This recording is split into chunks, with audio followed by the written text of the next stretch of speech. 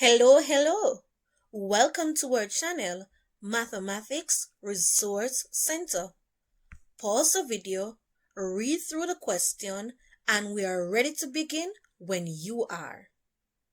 In the Venn diagram, P equals 5, Q equals 9, and P union Q equals 10.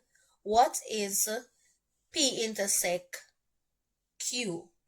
Alright, so the first thing we would like to establish is what we're starting off with. What are we trying to find? We're trying to find the intersection of P and Q, right? So that's this part here, this middle part here.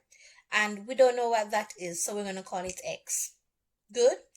The next thing that we know coming from here now is that P equals 5. So everything here in P equals 5. We know that this little part is taken out. That means what's left over here can't be 5, but it is 5 minus X.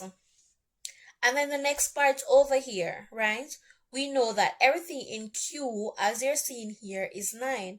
So if we take this little X out, this little part out, which we call X, then what's left over here must be 9 minus X. Alright, good. So now for the solution, we're going to add all we know, because everything that we know, we're going to combine them and form an equation. So we start off with 5 minus X here, right? So we're now going to go to X, and then we go to 9 minus X. So going with 5 minus X plus